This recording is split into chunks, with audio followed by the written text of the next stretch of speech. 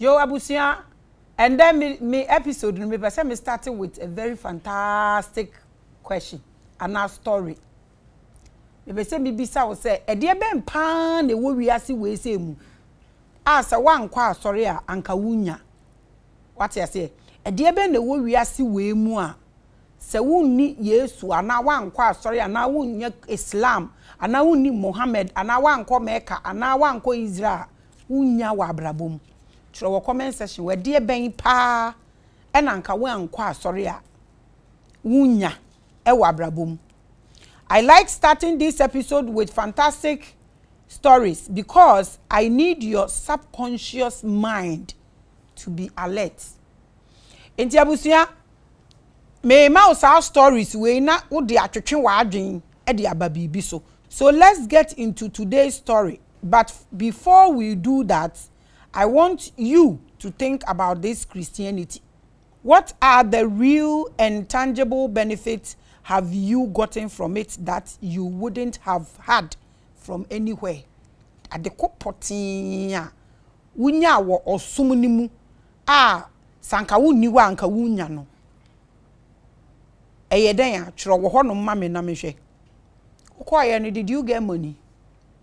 Wunya esika wanya dan adwuma ukonya wa asore ho aware enkwala car visa loto niama amoa ni gye hu nyina no ka kire me de wahi na senka wan kwa asore a ana wan ye Islam ana senka wan ye senya anka wunya e de be important awo owuo se wan kwa asore anka ye nwo anka wunwu se wan kwa asore anka wunyare ka wunya ayare sa de important na ofu se senka wan kwa asore ana wan be ye Islam anka wunya twere wo comment section ho.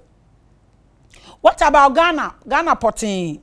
Have you benefited anything from Christianity or any of the religious practices in terms of tangibles? Edia potting or my Ghana? Enye free osum no emu.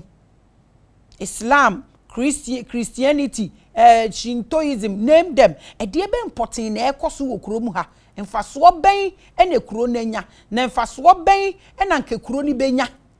Every Christianity honomo. What about Africa? Before nyina, what can you say has been the monumental profit since you started following Western religion? All these are questions. Don't come after me. And you're nice. I'm nice. So don't come after me with things that are not nice.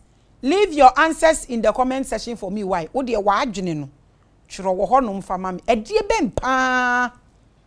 Ena Africa for in fact woman called some Western religion na anka enka omu wo anka omu nya ena ade na aba omu so aso omu ankosoma anka emba omu so e dey important wey your question. This is not an attack. Don't do that. It is not an attack. This is an editorial for educational purposes and enlightenment. Drop your comments, like the video, and welcome to Time with Mami Grace. And then you discuss a COLCOK experiment of the gospel. And no, and the yasama ye babe kana a hu here a ye. Aye, Time with Mami Grace. If any ye best start.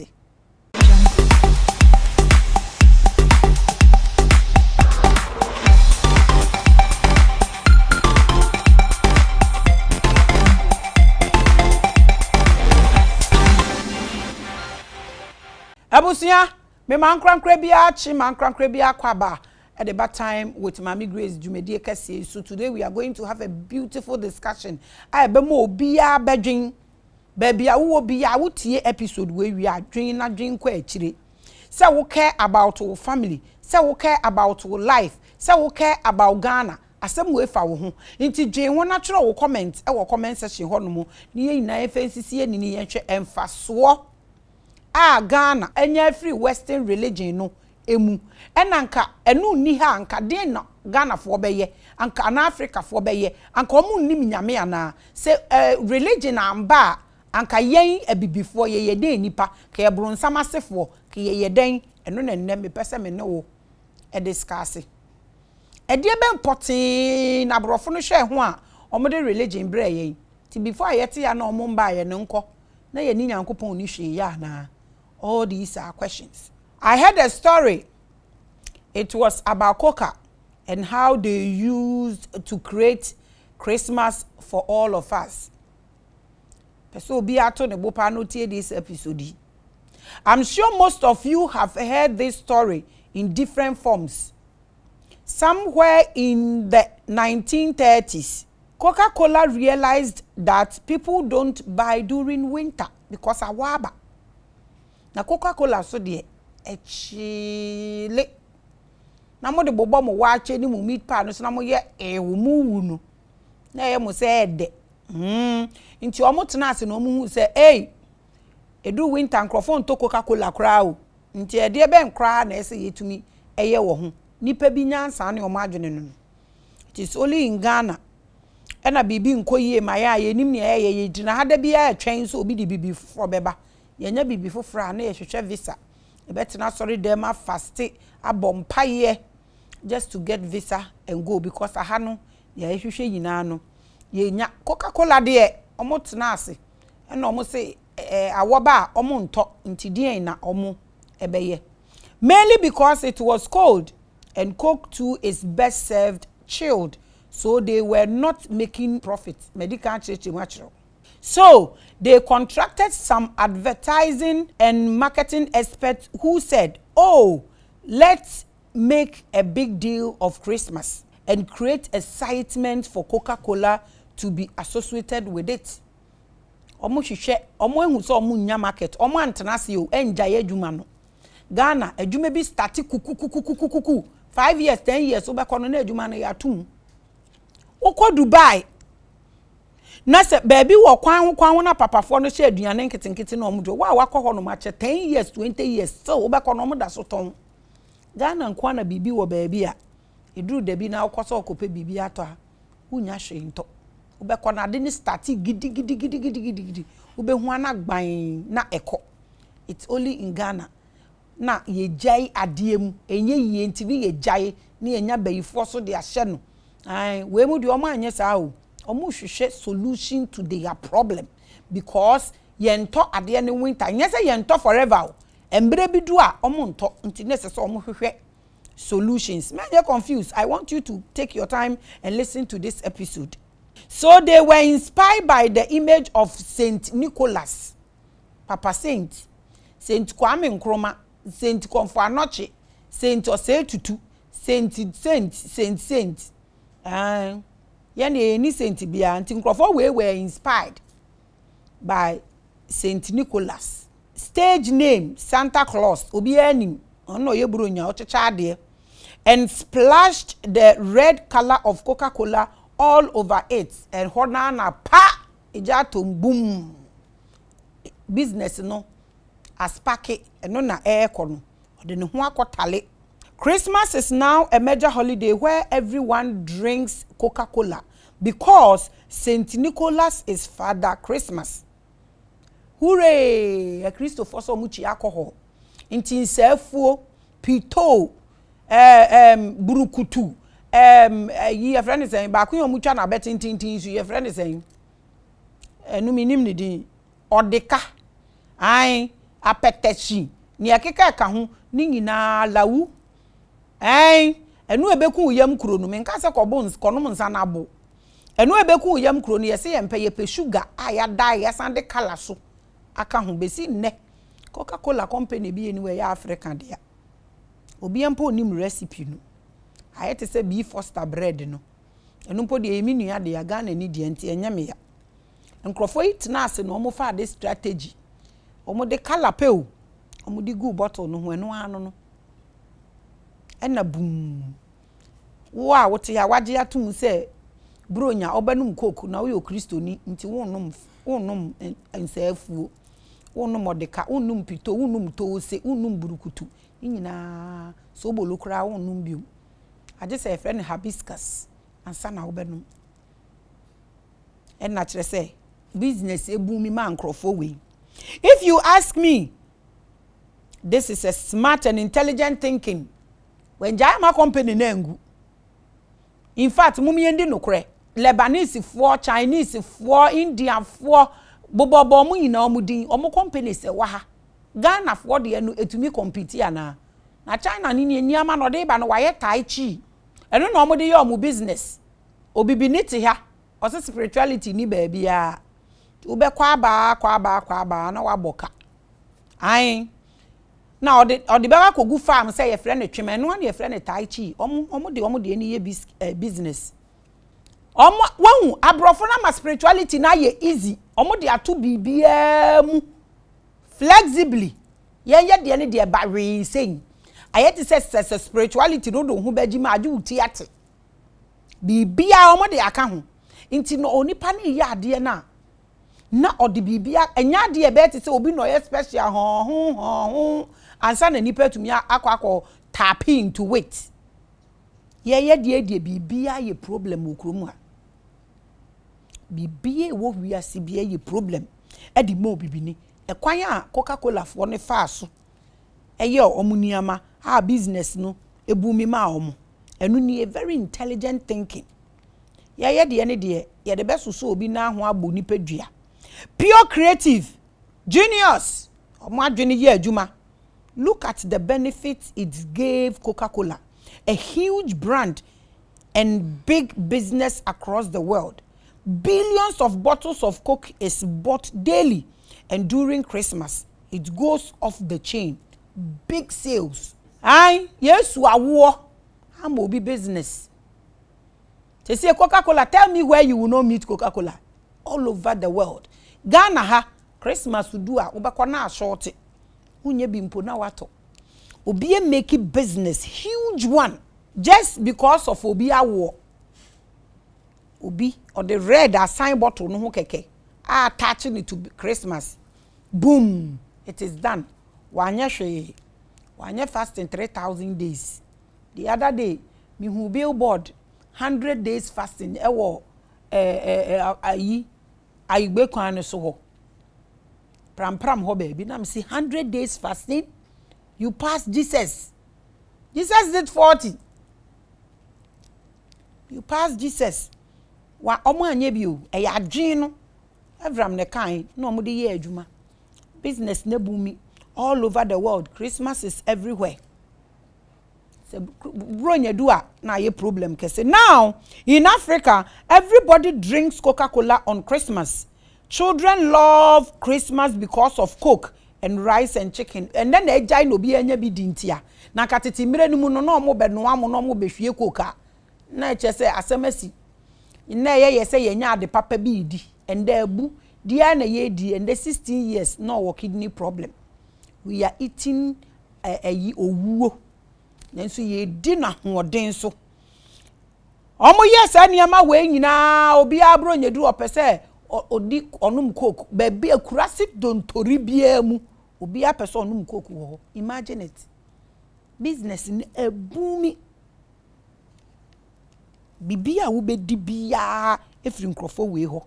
Obi abedi sesie obi aniwa omo wonum wa omo di ayi brodo. Na omo di Coke aka ho na omo we. Omo di wache ni wie na omo di aka ho na meat pie akese na enamu na yew na omo kuche eka ho omo make obi rich na omo di omo damage omo body. Onuma na omo make omo rich we na damage omo body na wasan akọ omo hospital. Na omo machines. Na omo di omo aduro na omo di ama ye de ye body no e de ache. So omo fanya experiment, business experiment. Na bibifo te ha. Na omo sori omo si de ya poor country. Sorry aye dede. Sorry a dede nkotin ni sorry aye.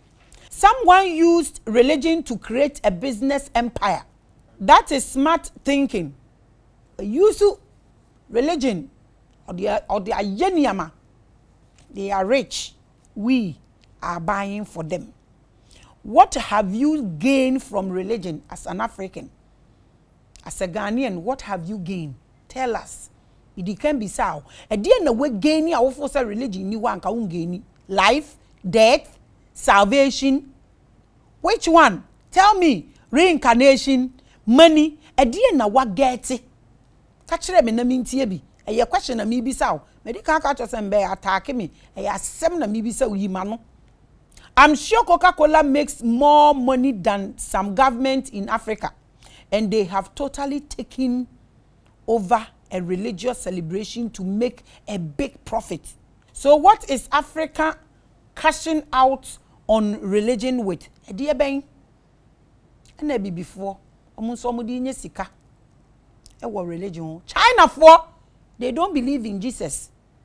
No printing all the Bibles. Minim company no nipa ko mo print Bible no de man say John abusuafo say Paul nkrofo mintumi hu say Jesus so no mo print mana omo koye sales mana medwe ho a mintumi nti ase omo no mo print Bible nyina. Israel doesn't have anything because of Jesus religion. They are rich because ye beja ebo na watechi man no ne ye twa ticket ne ya ko Israel ne ya mo ye rich. China for ye rich. Coca-Cola, Rome, Israel, and I'm abubo bi achiro no. Ti me pese mi bisa wo say yen Africans no what have a dey benefit in yenya, a dey ne ye cash out e wo religion no emu. Where your question? Member attack me, answer me. So why is Christmas so popular? Because Christmas in any Bible no more. The painful aspect of it no. Christmas no any Bible nim. Inti why is it so popular? So we Yesu yawo Yesu na ye celebrate ade su ni Bible nim na say ye de kakra yi na ye te so omo amelo kakra but still aye ye mpon ye gusu di why maybe say why how why is it so important question am pese me huni. And that brings me to another scenario. Abusia, why were missionaries pushed to Africa to teach Christianity? Why? Eye nyame a obo nipa nti eba ne sen no obi no fi ni kuro mu na obekire obibi ni se nyame nie. All these are questions. Don't attack me. I need answers. Let's do this. Eba ne sen e no mo mark missionary obroni na di nyankopon bro obibi ni mente ase enye nyankopon na eba obibi ni ana. Why will abrofo leave their comfort zone to come and change me? Me wo mikrom here in Africa to be a Christian. So before Christianity, na Africans omu nim nyame ana. All these are questions into the my end discussing ye ano. We were not Christians. Na ye abosomsomfo, but omo ba ha no ye ma omo ba bi tena ye nkum omo, yan ton omo, yan tocha omo. Nenso na omo se ye nim nyame. Omo di omo ba ye no omo nim nyame. They came to buy us, tortured us, omo kuku yen. Niama bebre nya fe na mebeka. Enye time my fe na me besu aye abobo ni because medical aka to se me ni obroni any problem. Obibini na medwen ho a me ntumi ntena se yeda. Oba ye no ne yen yete ha yen ye hwe. Ye nim nyame o. Enso ye receive omo till say ba ya beduru de beduru ye a omo ma nipa sabe okọ agyanan not na agyanan nim. Ehọ na ya problem no wo no. Ba bia bonifefre any heaven ni nyankopon wo anka tete free he. Ye teachi RME wo class ni ekita cane. Ye de hwi nipa. That wickedness is still here. Eba ne sen ena obroni etu kwan efri ni kurom eba ha so obeye obekire obibini nyame because the timbrem ni ye ma obibini enso Bible mu because no obibini wo de ne toto aboa ho a na aboa ye better than obibini nti eba ne sen ena omosoma obroni se wo kọ fiwu fie fefefe na kwa abayifo yimu na kọ mo nyame. Question na me bi sanie me hia answers papa enya agrokra na me ni wudi afa mu menhwe COLCOK solution menhwe ade wa ha. Now let me go into this ade na me ka no se wunyansa mu se be kafra fa chem endo a untumi nti ase mpese wo take me atomi bo na me ye nti mpese wo so to bo na utie. There was a time during slavery when Christianity was a privilege that slaves were not allowed to go to church or read the Bible. Yes, they were so considered not worthy of reading the Bible or worshiping what abrofo worship. Na be before and say emfata. Ubedi no kra ma ho say even kra recently ya na Bible started say ebu obi etumi tobi no. Endu 100 years.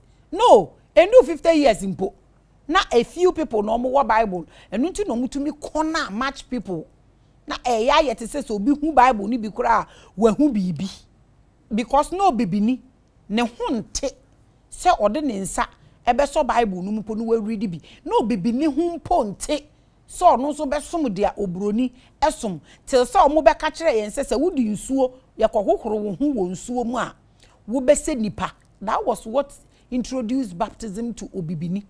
Sese ye du hye nsuom ne ye hohoro wo ho a wonso betumi aso Bible mu ni bi na wonso watumi asom nyame a yesum ni bi na wo be hu heaven.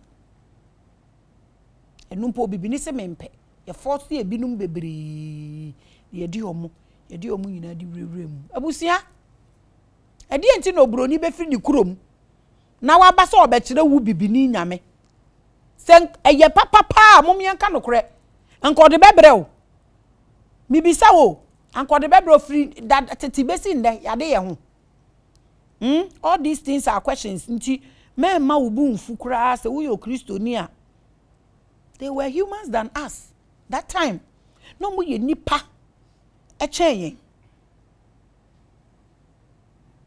yen obi a yense nipa no mo ka cho se wo nana osom bosom na enso so no omo se mu ndi communion mo nko bisa mo pastor sisa ye kire sen mu di brodo eye body na mo di manu moja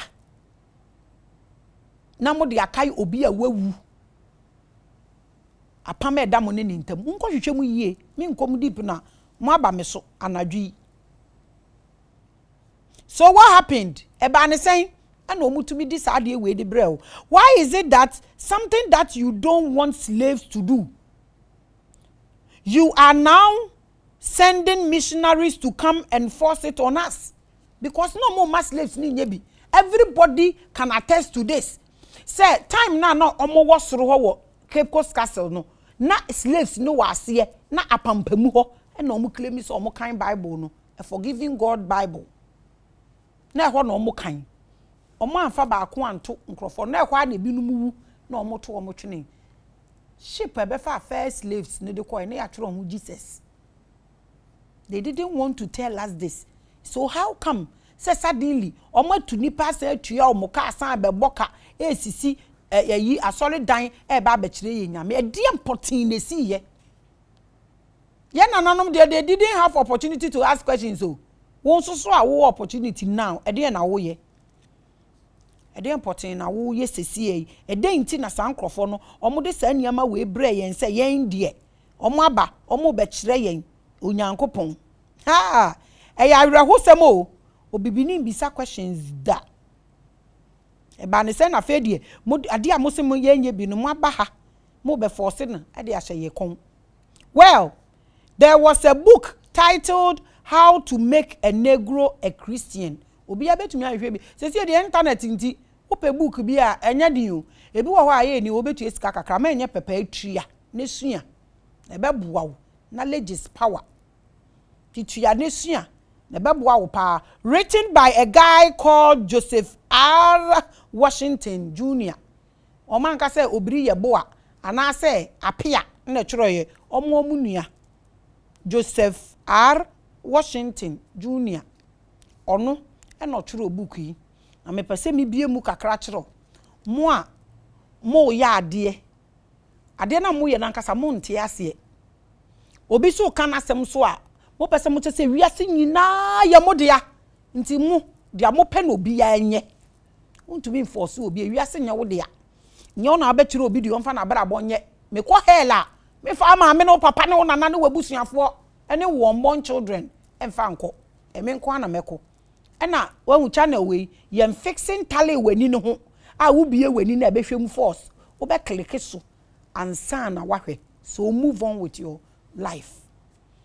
If you see me say me ye miserable me hu say so ye pathetic. Ai obodanfo a sabe ogina ibola so a odi bread na obi so ti ni Range Rover mu na okọ no ohu bodani na ogina bola ni so di bread ni say oye mobo bodani ni so hu wo Range Rover ni say mobo say ka bia ebetumi abo mu na akum. Ai sa na me ne wasem no akwa akoye nti enye ma wa na wahwe wanim na wokọ. Their own brother wrote this book, and I will read a few to you. Now we obibini a wadwen ho. Na slavery no say jayo, say yenya ne yesan enslave ye ho a yeduru ho a etimi ate ase. Metoa so. I am not doing an advert for this book. Ini sada aginipo. Me print book. In Ghana ni ebekwa akohwe abro ayi of friends obroni a oye show. Ono de obe advertise bibia wo so. Oba akohwe Bill Cousin. Obe advertising the books ni bibia wo so. Wo ka asem na we use bibi kura the example and no mo complain. As if so obi no sponsor we show ma o. E free o. Me draw wuntia na wo hwe. Hwe na akwa knowledge. Member man instructions wa. I'm not a joker. I'm a serious person. I'm not advertising any book for you, but find one. Use your phone for a better thing and get knowledge. You should be not taught. You see, kind of books no read. Me can't trust a brand office member hokora. A man be de dey gumasu. Obi ba office was you nim so obeba no. Na the entire house ni na ye crystal. Na wo crystal one bottle. Unim no bo. And I'm cause plastics na moto to ne bi na see office ho. What's your time with Maame Grace? On this platform, I'm the prettiest preacher. Prettiest preacher one. Obi abeka bi oboa. Na mkachro.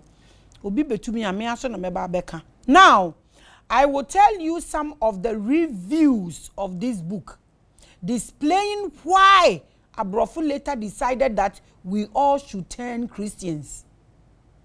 Now, in the book, there is a story of a slave owner called Charles Coca-Cola Jones, who was a Presby pastor. Yes, a Presby pastor who had slaves. Are you a slave to your pastor? It's just a question. Are you a slave? So we should niyame ekos na we a slave and now we a den. Ade a wo hia pe enkrofo na advert o say enu nsa wo nsuohye. Ade a wo hia pe nsa waware osofo. We osofo maame a wompra unsi niyama. People will worship you. Ono a wompra ne fie o. So be be osofo a oba no nka ne sikasam kire ne kunu da. Obekọ oni osofo na ebekọ akọ discuss o gini sofo di eche ni kunu. Nso sofo ne yira asem wo o meka nkire. Charles Colcock was a Presby pastor who has slaves. So ask your pastor if you were a slave to him or her. I could be some. Banisana na feka sana eba akasi na utonko obi. Yedi mu ye no na start ya brabo. Na ukun ye osofo ene de. Come to our market ayeka. Ukasa ate ufri heaven na drop e. Onyame aye bi o. All you need is to marry a pastor. Mami. Osofo bi wo ho ye free a omra no ombeto stimie. Am ayehye. Yen hwe de ebeye. Charles Colcock was a slave master and a pastor. Now, in the 1800s, many slaves were rebellious. They started fighting back. Let me say before ya nwi ankwa echi ya. Said the ebeye bi also okun ya ma Jesus ya ma heaven what word chain. Obi freedom and then the liberty. So, there were instances where the slaves would organize themselves and finish all the Abrofo in that village and escape. Before yes smartness no, I don't know what exactly we have eaten. Ya drop it to this level. Because cornrow na omo bona omo papa line nitum no. Do you know why they were braiding cornrow? Na omo kwa ekwan no eye cornrow no na omo de draw map ni baby a omo na omo de ma ni trimi and de draw kwan no. Ti so omo escape a omo hwe cornrow na e wo ba ni ti so lines no na na de aye life ni pylon. We don't even understand. No omo draw mo kwa na omo bo obi ti de draw map no. No mo de kwoti na map eti konro no mo bo no na ye map nti omo be finish a whole village Abrofo no. No mo fight back. They want to come back home. Omo ana omu ni ahoto. Omo ana omu ni mu hwe. They wanted to fight back home wa wonim bibia knowledge ni na da wanim what it takes you speak their language in addition ubetumi ade wo ho ede ne yeti ha yeye ntokwa ye mo obi mpo enkasa. So the slaves were fighting back and winning, but this Presby pastor had never had a problem with his slaves. Asoro no bet na onim se nko Yesu ntumi nko waka ho. Do you know what is wrong with you? Ya cast a spell at us. Me anya Ghana nka minim se yetumi frɛ super powers me ba de mani nipa kasa o. Nti bi da. Osofo no de oni ni slaves enya problem o. Besi nne. Osofo be no ne members enya problem da. Members ben na omo ne omo sofo enya problem da. Eye wo a wo ka ne papa no wo mom no ne oba benya problem. Ne sofo no kra ye obeko ama. Na sofo ni didi obi ata oni omo kokora na omo bom sam etaye chire. Ensem bone de minim ase. Mabisa question a obi aso. Entumi nchire mase besi nne. Amisi he ya mene wo ekasei. His slaves were so obedient to him and calm, while other towns had stubborn slaves who were just killing their owners and breaking free. Ono ne de wa shafa omunyame asem. Enti no ma yekom no musi obi tumi di ni sika nyina akoma sofo. Minimobi a ohwe sofo ne ye ne mba ode ka no ntumi mpomfa asem ne nko hopo no akobisa mmoa. Hey, mesa ko di sofo pe asori ndi baby ken aneke. So the authorities called Pastor Colcock Jones and asked him, why is it that in all of America people are having problems keeping their slaves under control, but you seems to have tamed them? Ede na wo ye na wo di tame omo na kuro yi na wo de wo nkrofo yi omo de we tame omo wa ye omo logoze. Said ye bibifo nim binum adane logoze ala logoze na omo akasa omo nim ni omo yenti na omo brom ho we mfi nyame we ye papa we susi sei teti mbre no mo ne ho akokasa Jesus photo na nye Jesus a and that's a Pascal Charles Colcock o se ono de a shafa ne nkrofo ni nyame asam teacher say why make a difference ti American in our friend no mu bisa no question aden nkrofo efe o mo nkontokwa biom with you so mo call mu fie e de be na wo de ayom. It was then Mr. Colcock opened his secret and said that he had been allowing his slaves to read the Bible and pray to Jesus.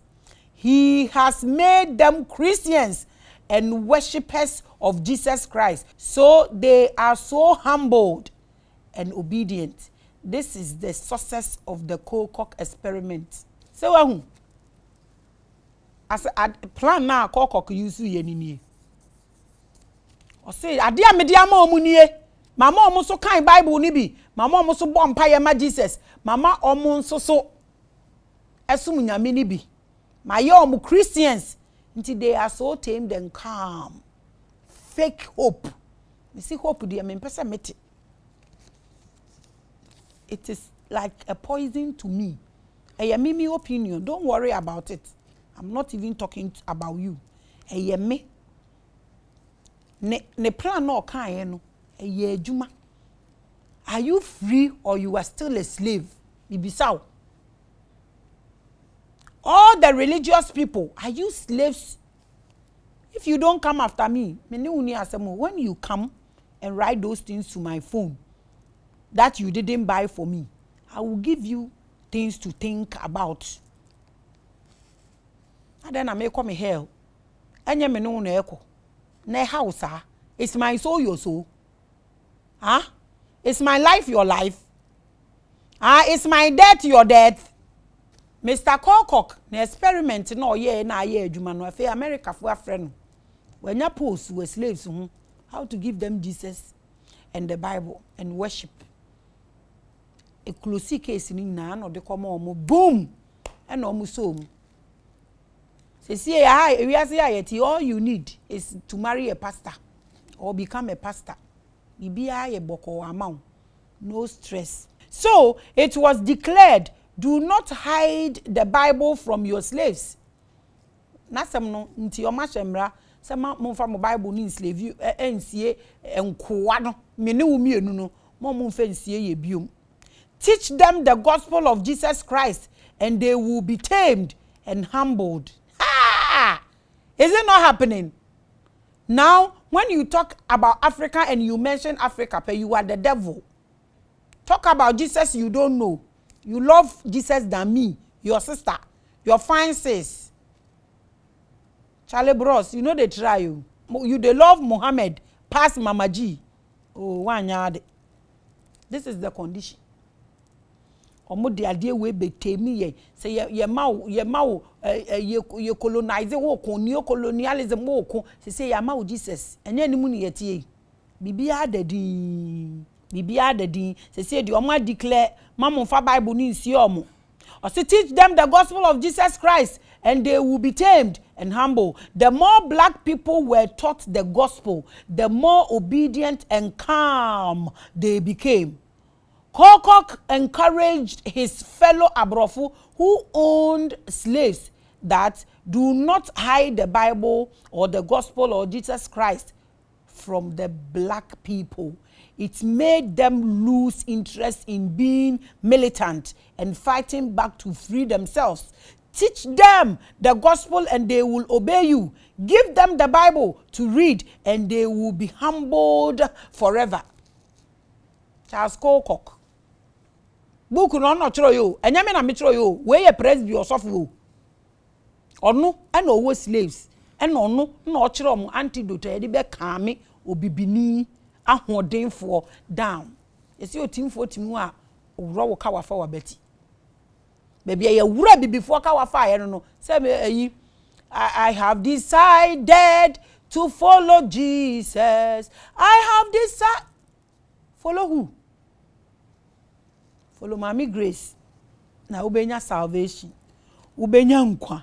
Charles COLCOK. Ade a oyeye e de man nkrofo nie. Ose momfa we ma mo Bible no ampane ampa free samre no e de besi nde. Obibini aye kan besi nde. Amene wo kasei. Oni adaje a ode kokko.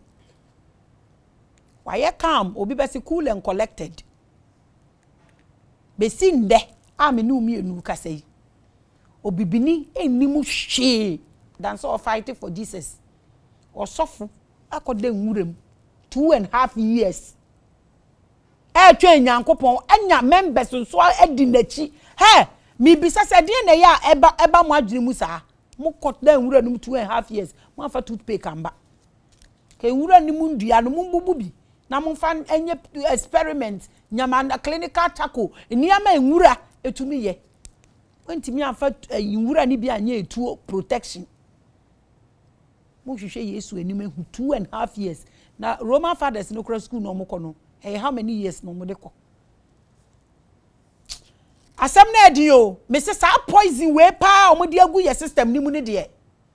Odwen ahutumi hu. Na ye o mo so o mo de no better. We book we nyo bibini na chiro yo. O mo nua presby sofo. COCOK special. Ye di we ma o ampane apa so aboa o mo besi nne. Amene wo kasei. Who is looking for a fight? When people they feel so bibi ye nti onhwe fight. Ya di atum ye nim Jesus ye twen ya po ya sase ye twen heaven. Hey, ya sam ni ye ya ebi wo wono matumi kan books ni bia na wonsunu mu pese ete. Na wa wo de akura sheki wo yam. Waka kire ni nkrofo no. O say munyo mo sa no mo beda hodin mo Bible no mo read. We are indeed humble forever honestly. Obibini bema ani hu sisi ne ho so aye vulnerable do this obenu aduane edi sebe ato atade a sha akoye adwuma ansa ne nsa akona no owie na ade wo ho no handle a osemekobo mpaye up till now BP eduro mpaye ntumi stop ye coronavirus by ne ho be ye din chenyame asore dan ema mutum mo mani pa nkasa. The COLCOK experiment was then spread and it worked like magic. Besi ne enya magic imuni yeti. Instantly bibia ye adwuma sa experiment bibia ye calm obi eni ahode oni obibini beko wona me den dodo. Missionaries with new versions of the Bible started entering Africa to bring the good news to us. This is why, if there is no other reason at all, Abrofo did everything to push us with their gospel. They stopped coming with guns. They stopped fighting for our minerals because now we will willingly dig the mineral and send them to them. We will stay loyal and humble because we have Jesus, because we are Christians, because we read the Bible, because we are worshippers of Christ. Walu ye nofia no mi. Ye jim. Ye zibibiara ye za ama hon won fanko. Ye za ama hon. Ya ma won wiase ahene ye refa heaven. Ye anso so aye nyantaban aye zibotu akọ. This is the condition. Obi tnase no use nyansa from Coke to China to wherever. E dey na benefit yen ebibifo. So all I'm saying is that mama yen pin ye chikakra. Ni yensu yen ye bibi a yensu ye betumi cast out on religion. Why should this be a problem? The other day we had a malam here on Revelation set. Osi omoko meka no. Plane back nipa 360 net name. Ono ni plane no de call was 19 or 16. And I'm like, mu nyina mutie sika na moko meka honum. And na moko ye na moko ye den osi omoko bo mpaye. So I'm like, so ne crack ni saying those days ye ko Israel ne ye ko bon so su Jordan mu ne ye ba nkura sesem sabe mo fa ncha me ni gimie na ye say yakọ baabi aba ko ye tu susu every year ne ye tu ye ko na okọ na okodu wokro osofo no no owo sika na waji mu sika na ode mu akodu Israel ho no ya san ka chem se mo san gigi sika na mo fa ma papa no fa nto bibi hey say Yesu wo ho pa gina kwa na ho baabi a ade obeba na obehwe asofo ni bi rough omunsa ye ma o na omu gi bigum ebinum ye wicked ankasa maame ne njom no ebi mu ye cobra onufu wasa gigi sika na mo de ama osofo no wo ho na ono oda peche na anapa wabegina obebọ mpa ye hokra ye tumitua offering wo ho me se me mako Israel chen obia me na me ka kire owi a wabe ka kire se wo pese wo ye powerful pa chi se wo ni osofo twempra Yesu moja nka wanim me pa mom de se ma ye wad ne nkrofo ye me anka me tisi amano aye din kadwuma ombedi me ko mba ma me video ba me umfa sa niama ne mba me ha ma twon bo pepe. They brought you slavery in disguise. Na wa ye kom na wada hono mo. Waja wo bibia wo mpe. Na o ma be fa wo mineral ni nyina akọ. Na o ma koye o mukuro mu yie. Na wote asore ho na ob religion no mo de bro na wote ho. Na wo bom paye for visa. Ka kire me embassy ben no mo nye business wa Africa force. What na ha mo ma be fa niama no ko. Ade na wo hwehwe heaven kwa na wo hwehwe visa. Wo ko eden wo ho. E ho ye heaven.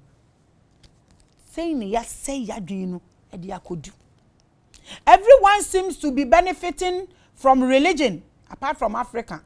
What is our benefit, black people? Everybody is benefiting from it. Come back and say heaven no more pay. In some unqua sorry bob pie say heaven gate in be no muda.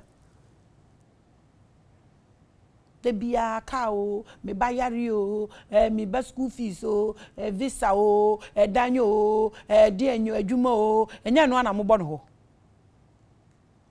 What is our benefit as Africans? Ye bomb pie bia. Wow, a brochure bia won't so could do a brochure no. Why drink Christianity in religion assassin? So who? Ah, a dient in and crofo we waste sika. No more religion ebreye endre ya ine nkrofo test mo test me me yadan missionary na sem ni si wo South Africa no yes we di bem okoni krom kokun baba wa na ko weku ni kwa missionary o na mo test me say nka me dia na me se me koka na o ma so me mu sesi ya de me kwa nka fe na mete me ho asem